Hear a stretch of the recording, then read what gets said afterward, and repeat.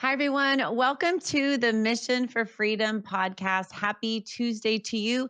Happy tax day. It is April 15th, and we are so excited to join you today and connect with you.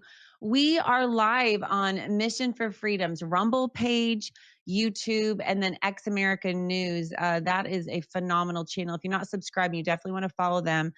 We are live on X American News' Rumble page as well as their X account. And then, of course, our amazing producer, Annie Cyrus, we are on her Facebook page and her YouTube channel as well. So we're on 8 different platforms today. We're great. We're excited to join you. Whatever platform you're on, if you will go ahead and just click the follow icon, and that way you will be notified when we air, which is live every Tuesday and Thursday at 4 p.m. Central. And we are live for you so that you can join us, connect with us, and we'd love to hear just your thoughts about what's happening locally in your area or what you'd like us to talk about as well. So we're here for you. That's why we went live. And then we also want to thank our amazing sponsors and affiliates, Ina Cyrus with her Live Up to our LUTF, studio.com. She is an amazing artist as well as producer. And then also My Pillow, Mike Lindell. He is an amazing patriot and has a million different things at mypillow.com. And on both of those channels, you can, or websites, you can just type in mission and you will save money and support the Mission for Freedom podcast as well. I am incredibly excited today to be live because I think it's just not very often that we get to talk with a world renowned expert on precious metals and the geopolitical monetary situation happening today. What an honor it is to welcome to the Mission for Freedom podcast, Andy Schectman.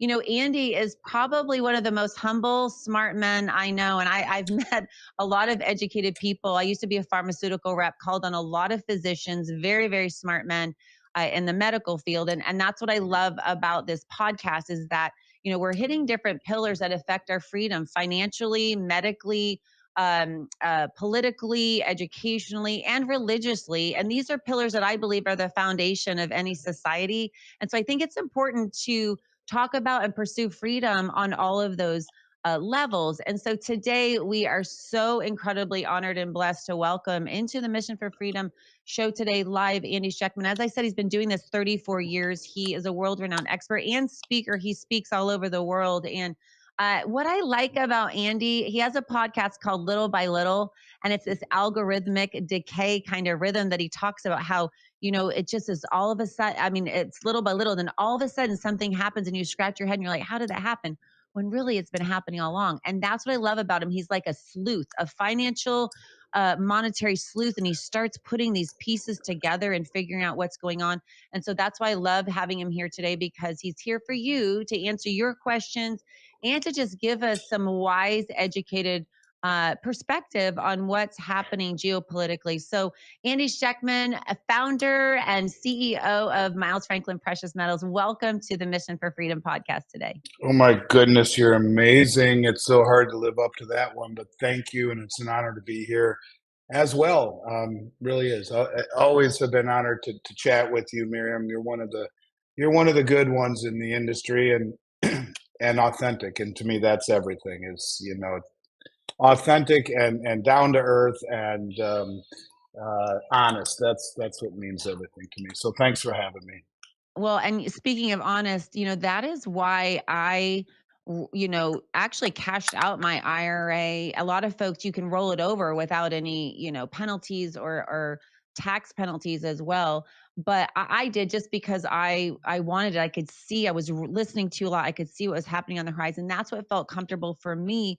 But why I chose Mile Franklin, and then you allowed me to become an outside broker, which I'm so honored to be. But I really loved how you treat every single client like a family member, and you treat your clients like you have like this boutique of this phenomenal level of customer service and honesty and integrity with not one complaint in 34 years. And so that's why I love your company and Miles Franklin so much, is because I think with gold and silver, folks can get a little like, oh, I don't know if I trust them. Will they buy it back? How long have they been around? Are there any complaints? And you guys are the cream of the crop. And so I'm just so honored to be a part. Well, I want to thank you for that, Miriam. I really do. It means a lot to me. And this industry lends itself to a lot of bad actors. I have been on a few shows recently talking about IRAs in particular, which we have found that there have been a lot of people that have fallen victim to some very uh, predatorial companies and predatory tactics. And without going too deep into it, I'll just say what I've said on other shows, and that is that if you've purchased through your IRA from companies that are endorsed by high paid public spokesmen, typically what um, these companies are selling are all the same thing. It's very strange. I have a friend who worked for Stratton Oakmont, who is the Wolf of Wall Street, and Jordan Belfort. And I asked my friend Eric, I said, did you get in trouble? He said, Andy, I left as soon as I found out what the hell was going on. He said a lot of the guys that I came in with ended up leaving and starting their own company, doing the exact same thing Jordan was doing, selling the exact same stuff. And many of them went to prison. And it stuck with me because there's about a half a dozen companies, very well known, all over the internet, sometimes on TV. I won't mention their names, but they're all endorsed by high paid spokespeople. I did an interview with Mike Adams the other day, and I can say this because he said it out loud. He's the health ranger, one of the smartest guys I've ever met, and he said he was offered 100,000 a month by one of these companies. Anyways, they all sell quarter ounce gold coins to their clients from mints you may have heard of, like the Canadian Mint or the Australian Mint, but coins I've never heard of in 35 years. They and very often are able to have their own coins made by the mints if they agree to a sufficient enough quantity and they have an exclusive on it. In reality, they try and portray these coins as being super rare because of the limited mintage, when in reality they're nothing more than the gold content. The dealers around the country want nothing to do with them. No one buys them.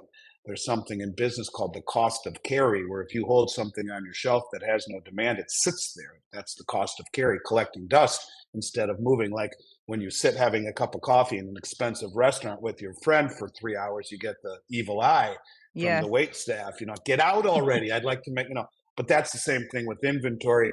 Anyways, they all do the same thing. And Miriam, when I tell you it's horrific, I, honest to God, um, it's the most horrific thing I've ever seen, ever, in 35 years of business.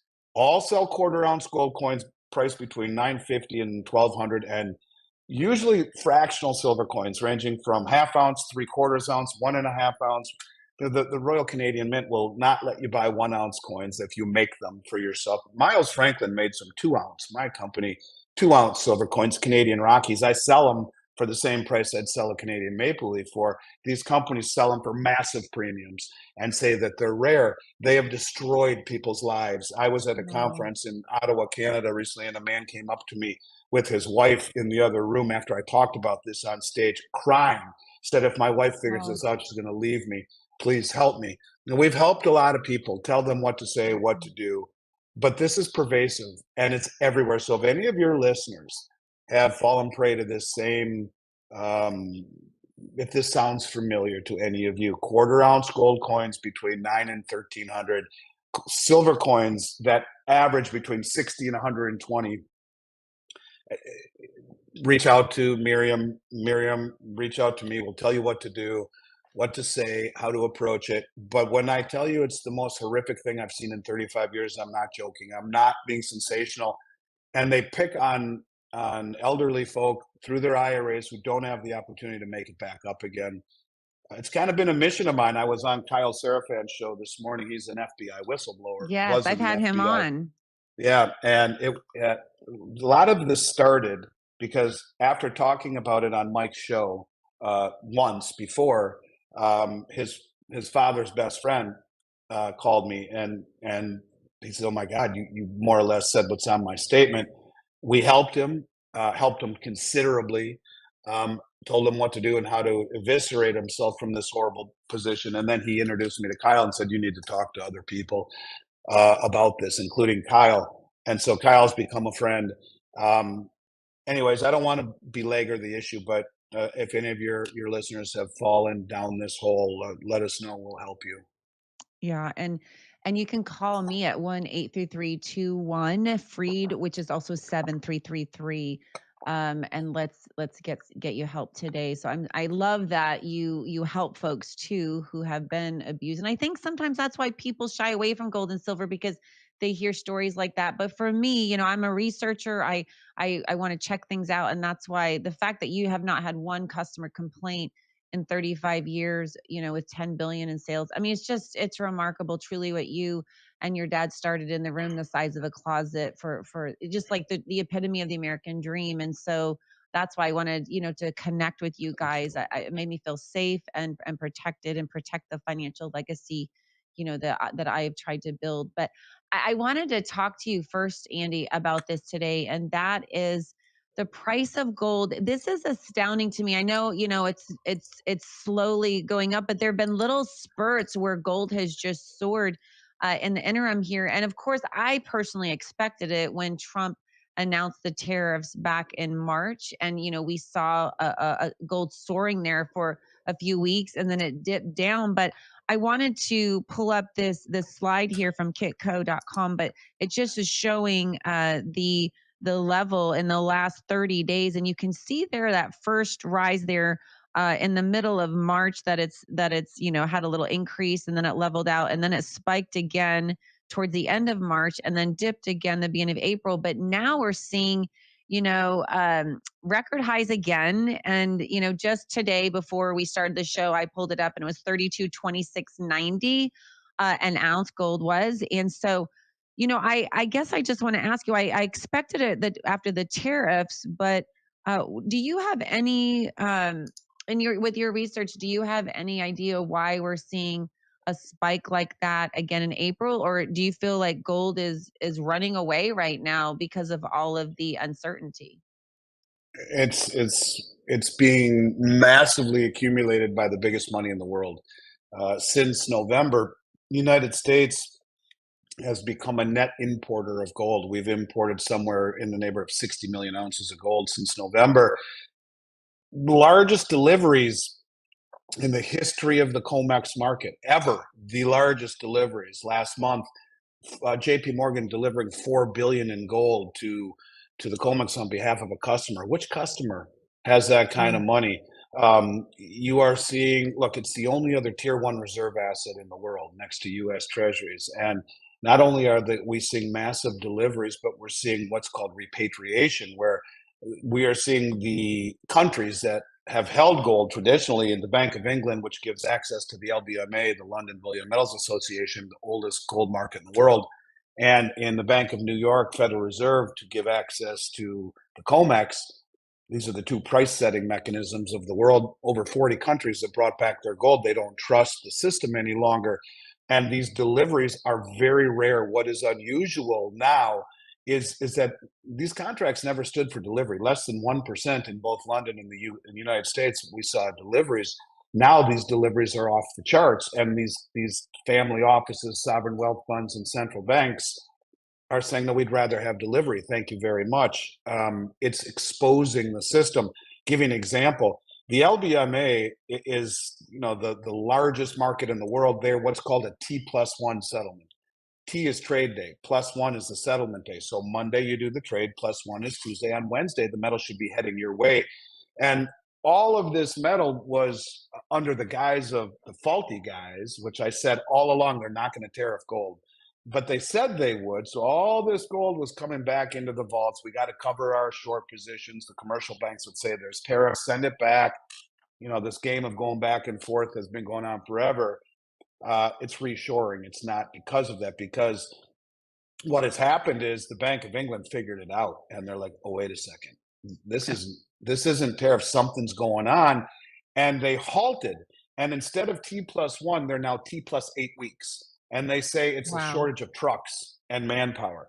So you're telling me that the Bank of England doesn't have enough trucks. So imagine you have a multinational jewelry company, and you fabricate jewelry around the world, and you have contracts that give you the ability for 3-day delivery of metal, and you need it for your business. Sorry, Miriam, it's going to be 8 weeks. We don't have enough trucks. Something very big is happening. Gold is the only other tier one asset in the world. The central banks are buying it off the hook. They're repatriating it. They're draining the LBMA. Now, there is a rumor. I'll tell you what the rumor is. The rumor, and I can't substantiate it, is that Trump believes that the European aristocrats were behind the color revolution here in the United States and in Europe, and also any election interference. He believes it came from them, and he's getting them back. That's the theory. The theory is that the banks here, the United States commercial banks, have gone long in London and leaving the big bullion banks, the European banks, Deutsche Bank, UBS, Standard Charter, all of these banks exposed to this massive rehypothecation. They have only 36 million ounces of gold in London standing behind 280 million ounces in spot contracts that could stand for delivery.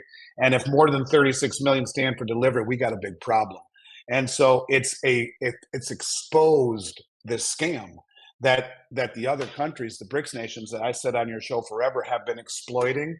Well, I think the Trump administration said this is a problem. We need to get as much gold back as fast as we can, and silver, because the rest of the world is exploiting the delivery mechanism, because the West has been suppressing gold forever to make the illusion of a strength of the bond market, strength of the currency, strength of the Western system. You can't have gold going to the moon because it signals trouble with the underlying system, especially when you suppress interest rates. So, anyways, the bottom line is the fact that all of these entities are standing for delivery has exposed the underbelly of this beast that is now in. There's an existential threat to some of these banks, and I don't think we've seen anything yet. Miriam, you got Goldman Sachs that just came out and said gold could go as high as $4,500 this year. $3,700 is what they're calling for, but as high as 4,500. So I don't think we've seen anything yet. Wow. Well, on that note, we're going to head to a break, and then I want to talk to you some more about this on the flip side. So don't go anywhere. We'll be right back. You're still looking good. I'm still feeling good. You know, I've got all your MyPillow products. Mattress topper, bed sheets, MyPillows, towels, slippers, blankets. I'm interrupting this commercial to do something I've never done before. Get 2 MyPillows absolutely free on orders of $100 or more. I can't do this forever, so get on board with this great sale today. Our best-selling 6-piece bath towel sets or kitchen towel sets, just $29.98. Our famous standard MyPillow is only $14.98. Queens $18.98. King size only $1 more. Body pillows $29.98. Multi-use MyPillow 2.0s with pillowcase $9.98. Save $40 on our Spring Percale and Giza Dream bedsheet sets. Any size, any color. So go to MyPillow.com or call that number on your screen. Use your promo code to save up to 80% on all MyPillow products. And when you spend $100 or more, get 2 standard MyPillows absolutely free. Welcome back. And, hey, that's a pretty good deal to get some free pillows. I don't know about you, but my child just the other day was like, how they jump on your bed and they come in your room and he's like, Mom, your pillow. And I'm like, I know. I need to get another one. So, that's a really good deal. And Mike Lindell is a great patriot, and he has sacrificed so much to look into election integrity, to fight for that. And so that's one way that we can vote and support fellow patriots, is where we put our money, not just buying gold and protecting yourself, but what you purchase also helps other patriots. And it's a win-win. You get a great American-made product and you're helping another patriot. And when you use the code MISSION, you're saving money and you're also supporting the Mission for Freedom podcast. And for that, we're real grateful. So just go to mypillow.com and use the code MISSION. Andy, welcome back. I want to have some questions. Our producer, Annie Cyrus, is going to share some questions with us today that we can address. But before she does, I did want to touch base with you on one more thing. As you're saying this, the repatriating of gold, we're talking about these things that have never happened before. The United States being now, since November, a net importer, all these things kind of like, hey, it's thundering and lightning. You might want to take an umbrella when you go out, go outside. It's like, hey, we're seeing all these signs we've never seen before. We might want to have some hard assets like gold and silver. So I think my question for you, my concern is that when central banks, who are supposedly, the most well-informed, right? You've always said that when the central banks are short on equity and they can't print their way out of it, and they can't go to governments. I mean, most of the G7, I've learned that, they are compromised as well, except maybe Germany. But if they can't go to the governments to help them out, I mean, what happens when the central banks are short? It's a problem, and that's the whole issue of being naked short. See, there's something. There's two ways that you can short. I use the Comex market. Here's two glasses cases. Okay, let's say this represents 5,000 ounces of gold in my warehouse, and if the price goes down by $100, well, I just lost $500,000. So what I do is I sell the same amount on a contract with Comex short. So if the price goes down by $100, I'm down 500,000 on my physical holdings. But what I sold short on Comex goes up by 500,000. It allows me to be market neutral with my inventory. That's called a covered short position. I have the gold behind it if I had to deliver, because when you go long, the other side is short. If someone shorts a contract, someone goes long on the other side. And one of the things you can do when you go long is request delivery. I would like delivery. I don't want to cash settle. So if it goes to maturity, you can stand for delivery. A covered short, you have no risk. You have items you can deliver. A naked short means it's a speculation. Well, I'm a bullion bank. I have enough money. I'll short the crap out of the price because I have enough money where I'll just force all of these positions to capitulate. And I'll give you an example of what that means. So the price of gold fell when I was in Europe about 2 weeks ago by $200, if you remember. What had happened at that time, there was a massive long position by the managed money, the hedge funds, and the commercial banks who are trying to get out of these positions. I think they realize this is a do or die moment. So they knock the heck out of the price of gold by selling paper onto the market to drive the price down. And 28,000 gold contracts at 100 ounces a piece. That's 28,000 times 100. All right. So let's do that and multiply that times 32.25. That's $9,030,000,000 worth of gold was forced to cover, because these hedge funds are like, the price is falling. If we don't cover, it can keep on going. We're going to get crushed. Let's just cover and call it a loss. Well, the minute they did that, so that the commercial banks who could have actually been forced to deliver that gold because it was naked, they forced the price down so much that the hedge funds capitulated and covered, which means they bought back their contract. The minute that happened, the price of gold went up by over $200. And so they shook all of the weak-handed money managers out of the trees, pickpocketed their positions, and the price spiked after they fell out. So basically, having these naked short positions without the ability to deliver, if called on to deliver, is an existential threat. That's exactly what we're seeing in London. And this is probably why the Bank of England said, yeah, we're going to have to, the LBMA said, well, we are a T+1 exchange where you're supposed to get it really in 3 days. But guess what? It's 8 weeks now because we don't have enough trucks or manpower. And, if you believe that, well, I got a bridge to sell you, but what are you going to do about it? So this is exactly what you're talking about. And something similar happened on the Comex in 1980 with the Hunt brothers, who saw all these contracts, not enough bars behind them. So they bought up all the contracts and stood for delivery. The Comex changed the rules. Now, the difference between the Comex and the LBMA is the Comex is an exchange, and there are rules in place to protect the exchange. They can do that. They said, well, we're going to change the rule. You can be short as much as you want, but you can only be long a certain amount. So all of the contracts that they bought above that amount had to be sold. Price collapsed. In London, it's what's called an over-the-counter exchange. There is no central clearing authority. There is no exchange. It's like eBay almost. There is no one to cover your loss. And so these players, if I have an agreement with you and I default, well, that's a problem. So all of these contracts in London, in essence, are hanging on by a thread. If they're trading in silver right now, 2.9 billion with the B ounces of silver per day, they only have 260 million ounces of silver available that could be delivered. They're trading over 10 times the amount of silver they have every single day, which is 3.5 times the annual global mine supply. They have 36 million ounces of gold standing behind 280 million ounces in spot contracts. 9 times as many contracts as there are bars. Do you see a problem when these countries say, no, we'll have delivery? So the U.S. started delivering it all, saying it's because of tariffs, but it wasn't. There's something bigger Mhm. going on here. All that gold comes back and keeps coming back, and Bank of England says, "Oh my gosh, you guys, we're you know what? We're in big Mhm. trouble. Mhm. We better lie and say not enough trucks in London these days, so we're going to have to put an Mhm. 8-week delay on that delivery." So Yeah. yeah, it's a problem if that happens, and that's almost what is setting up here in the background. We'll have to see how it plays out, but a lot of people have surmised that maybe this would happen one day.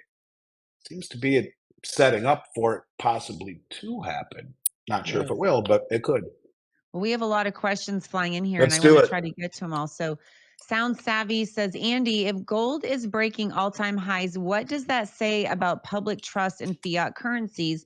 Are we seeing the beginning of the end for the dollar? It doesn't say anything for public trust. The public is oblivious. What it says is central bank trust and other government trust, because the public is still asleep at the switch. This massive accumulation of gold and driving up of the price has been attributed largely to the central banks and the sovereign wealth funds, who are central bankers wearing different hats, and the family offices. You're talking the most sophisticated money in the world, who sees things clearly. At the same time, everyone in this country is enamored with the Mag 7 and crypto and all this stuff. You have the hedge funds, which have their lowest exposure to the Mag 7 in over 2 years. You have the insiders selling at a 7-to-1 clip, the big insiders. You have guys like Warren Buffett with hundreds of billions in cash, who's the greatest value investor of all time. Who's the customer for JP Morgan that bought 4 billion in gold? They said it's for a customer. Who is that customer? Who's got 4 billion? So the biggest, most sophisticated money in the world is not in securities, and the public is. At the same time, the biggest, most well-informed and sophisticated money in the world is gobbling up commodities like gold, and the public isn't. So the public is asleep, and that's normal. The big money is always 3 steps ahead of the little guy. So yeah, this is a situation where ultimately there will become a big concern over currency, because look, we have 6 trillion in treasuries that come due next week. We have 28 trillion in treasuries that come due by 2028. 28 trillion. We take in 5 trillion a year in tax revenue. That's 15 trillion in 3 years against 28 trillion in maturing treasuries. Problem there, you're halfway there, but that doesn't take into account the deficit spending this year, next year, and the following year. We're already at $1.5 trillion in deficit spending this year, and they want to do $1 trillion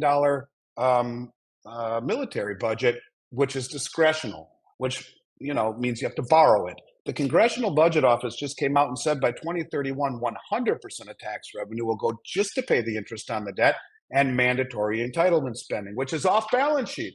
Medicare, Medicaid, Social Security, the off-balance sheet obligations are about $180 trillion.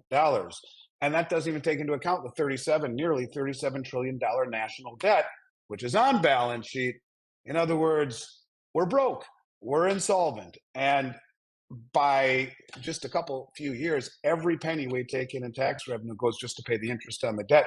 Heck, we don't have enough in 3 years to cover the debt that's out there, let alone everything else that we're doing. And so it's really a crazy, crazy environment where if people really understood it, if this was your own personal finance, maybe you'd understand it. But the media does such a crummy job of telling us what's really happening. If people really understood how indebted we truly were, they would run as fast as they could from the dollar.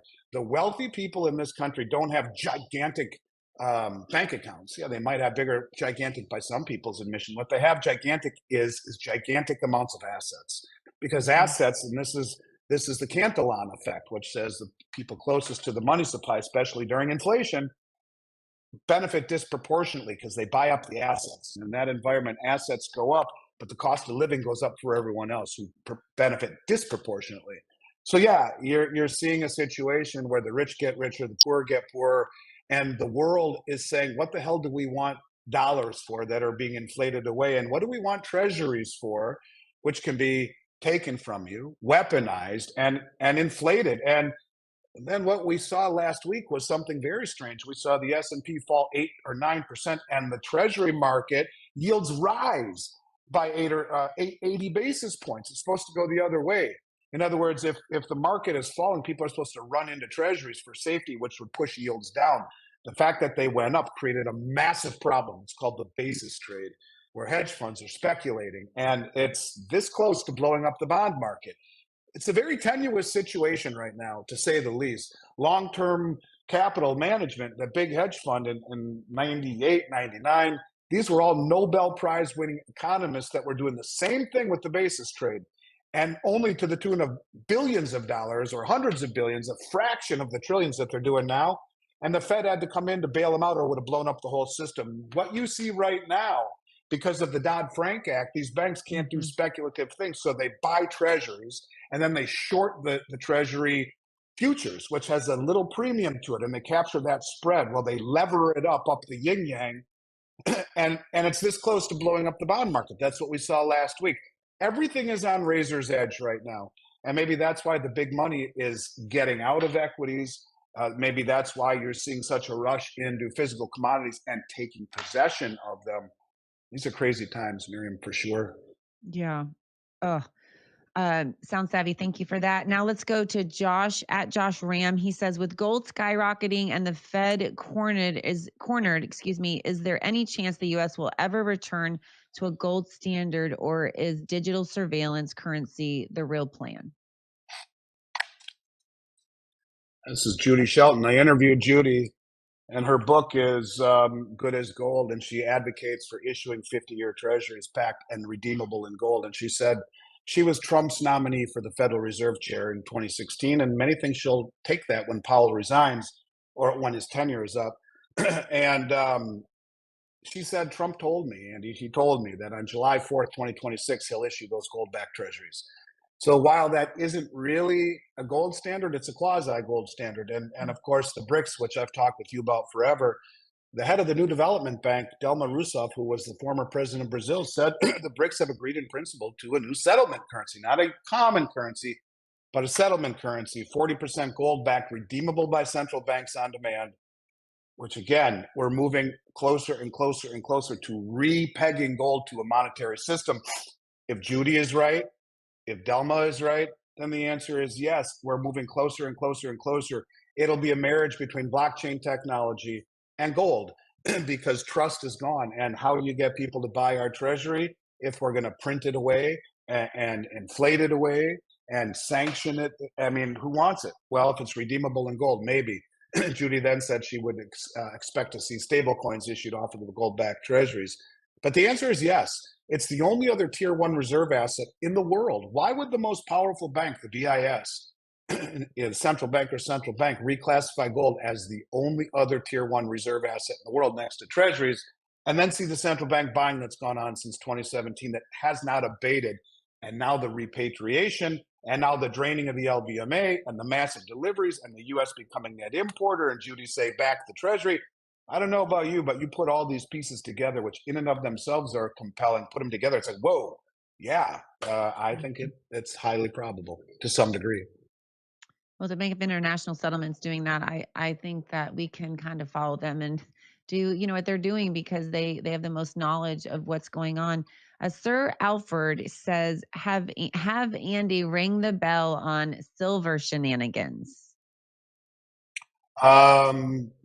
Silver shenanigans. I really do believe that it is the military industrial complex, the massive need for silver to make high-tech weapons. I've told you before that I have a client who's a DoD consultant who helped design the Tomahawk missile, who confirmed with me 500 ounces in the tip of a Tomahawk. And all of these high-tech weapons, they took military use out of the supply-demand numbers that are shown by the Silver Institute.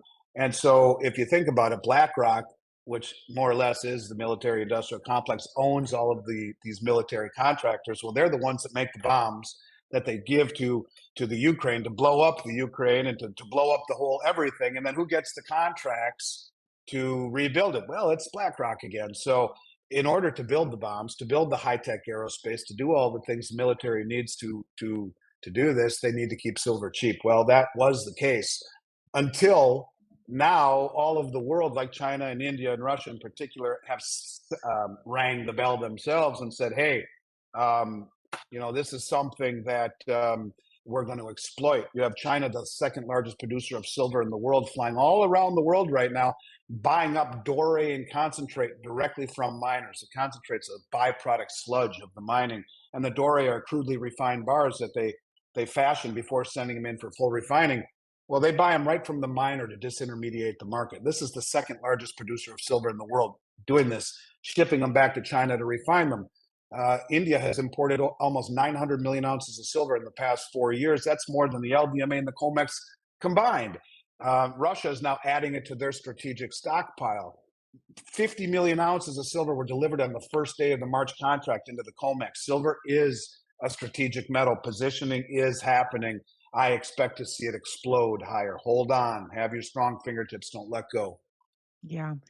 We have to go to a break again, unfortunately, but when we come back, we will answer some more questions. I want to touch base with you a little bit more on silver, so don't go anywhere. We'll be right back. Well, hello everybody. It's Andy Cyrus. Welcome to my art studio where all the magic happens. This is the station for painting, and that is the station for all the resin art I do. If you want to check out my art, all you gotta do is go to lutfstudio.com.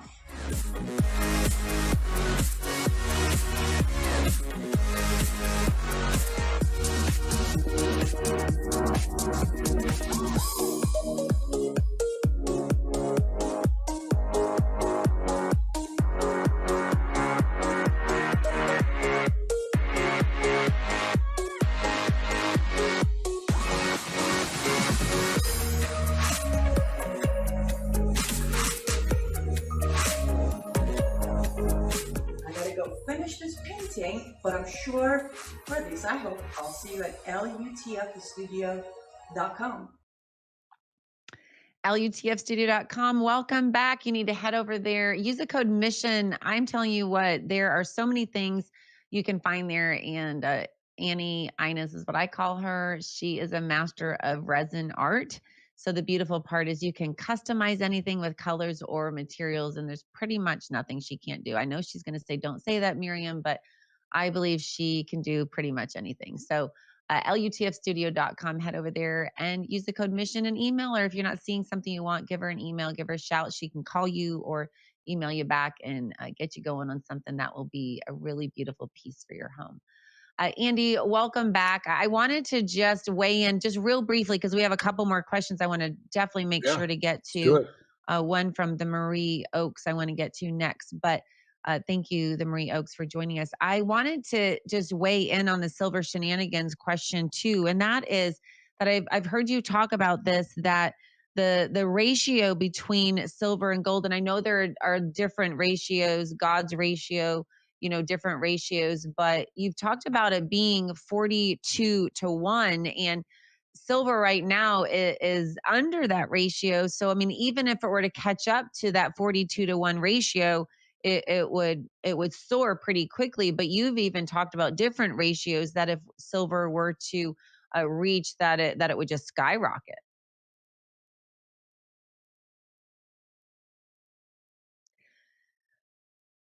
Okay, well, we are having a little bit of technical difficulties right now, but I did want to talk to Andy about that because I've heard him talk about this ratio and that right now silver is undervalued. And because of that, I want to head over to the Marie Oaks, your question.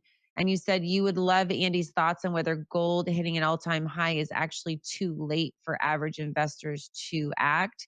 And regarding gold and silver and investing, because of silver's undervaluation. Oh, okay, Andy's back. I'm going to have him answer this real quick. That. No, you're good. So, you're good. That's how you know it's live, you guys. You get to ride with us through the technical difficulties ask me that question one more time, please. Yes, sir. So we're going to go to the Marie Oaks, but real quick, I was asking you about regarding Sir Alfred's silver shenanigans question. Real quick, I just wanted to mention that I've heard you talk about the different silver ratios, God's ratio, yes, things of that nature. And so, but right now, the one that you hear the most is like 42-1, and silver is under that ratio right now. So if it even caught up to what's gone on for 200 years or what have you, silver would soar pretty quickly. Yeah, the 42 to 1 is man's ratio. The 7 to 1 is God's ratio. And, with 16 to 1 for 5,000 years, meaning 16 ounces of silver would be equivalent to 1 ounce of gold geologically in the mining ratio. And even when Sir Isaac Newton was designing the structure for the mint hundreds of years ago, he chose a 16 ounces of silver equal to 1 ounce of gold. It's been that way forever until even in the Industrial Revolution, somewhere around that time it was still 16 to 1, but a few years into it, because of gold's role as money, particularly in silver, more of an industrial, the average price ratio has been roughly 42 to 1 on average for the past 150 to 200 years. But now it's coming out of the ground at 7 to 1, and that's because it's found in nature in a form called epithermal, like your skin is epidermis. Epithermal means very near the surface. It's depleting in nature.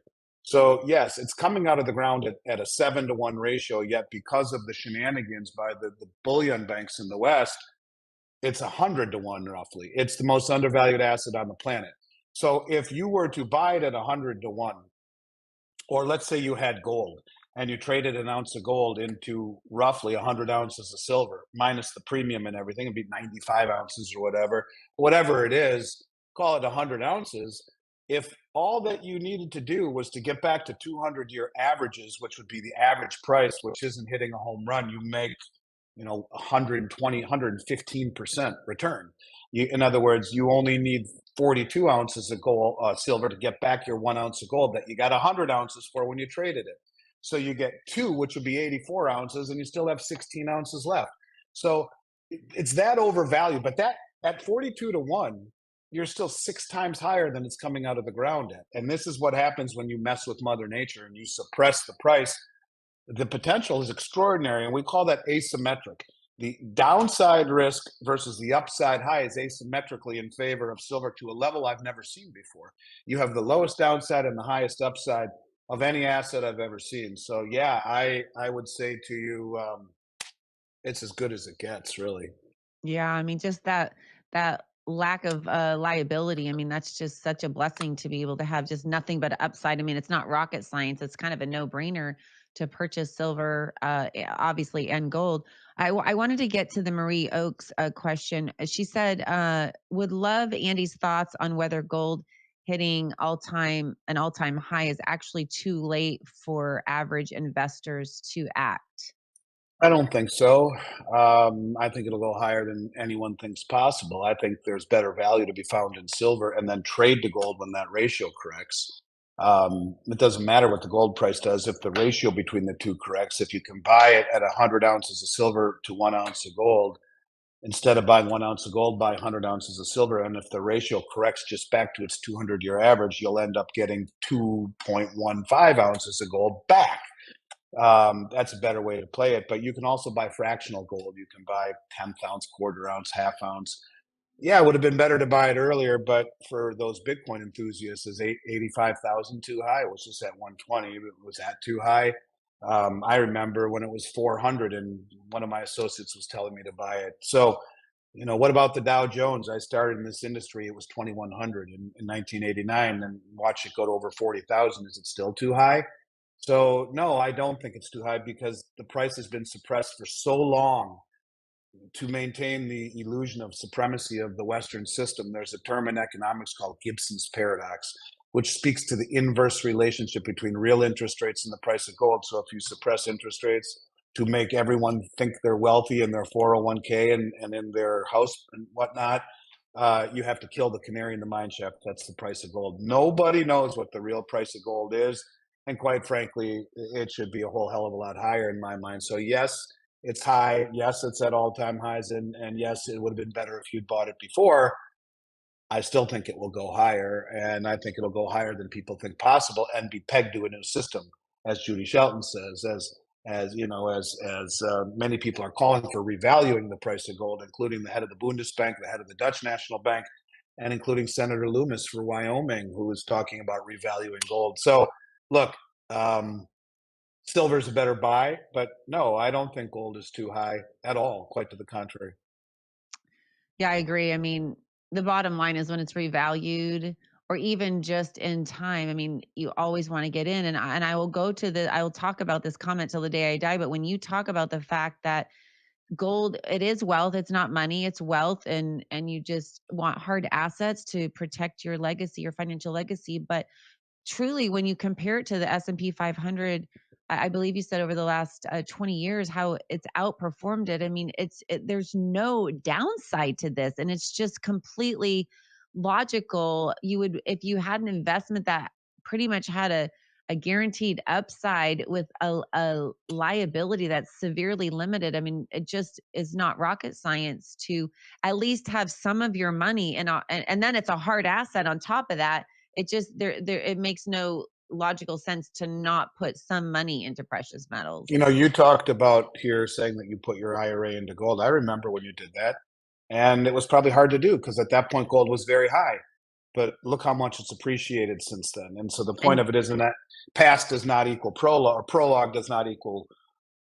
I'm going to try. Past does not equal prologue. In other words, it's not guaranteed that that's how it'll happen. But what I'm simply saying is that I believe it'll go higher than anyone thinks possible. I remember the first conference I did in 1990. The Dow Jones was 2,100, and there was a guy saying it's going to go to 10,000. He was laughed off the stage. So, you know, markets tend to move higher than anyone thinks possible. And conversely, the Nikkei was 41,000 then, and they owned Pebble Beach and Rockefeller Center and casinos in Vegas and made anything with a engine or a motherboard better than anyone did. And they came back and it touched its high back then recently, maybe a few months ago, and then fell off again. It took 35 years for it to come back for a second. And right now, let's see, of course, when I want to, let's see, what is the Nikkei today? Nikkei is 34,000. So it's still not back. It touched it for a second, like 39,000, 40,000, and fell off again. So here we are 35 years later, it still hasn't come back. The point of it is that bull markets go higher than anyone thinks possible, and bear markets go lower than anyone thinks possible. And when the central banks are buying gold at a level the world has never, ever seen before, continuing to do so, I would say there's still a long ways to go because it will be pegged. If Judy really wants to peg gold to 50-year treasuries, the price has to be much higher. And maybe that is what they have planned, to let it run and maybe even to revalue it. Because, you know, how many people know that every Western central bank balance sheet holds gold in what is called the gold revaluation account? Can't make it up. Maybe they'll revalue it to a level higher than people think possible. To peg it to a new system, after all, would only benefit the central banks, which every central bank in the world has been buying gold. And I don't know, it just seems logical to me. yeah, and I'm so glad I have some. I slept like a baby. I remember that process last summer, and I was stressed and I was watching the price, and then finally, I was stressed before I did it because I really felt God telling me to do that. And it's just so interesting how the media and the government, I mean, they really are shoving this propaganda down our throats like this is such a crazy thing to do. And I've watched the price of gold just soar, and I've slept like a It's up baby since almost then. 50% since you did it. So, I mean, and at that Yeah. point, it was at all-time highs at 2,200 bucks. So, Mhm. you know, and here we are at 30, almost 3,300. So, you know, Pretty good. I know you say it's yeah, not an investment, but that's a pretty great return so far. yeah, what it is wealth.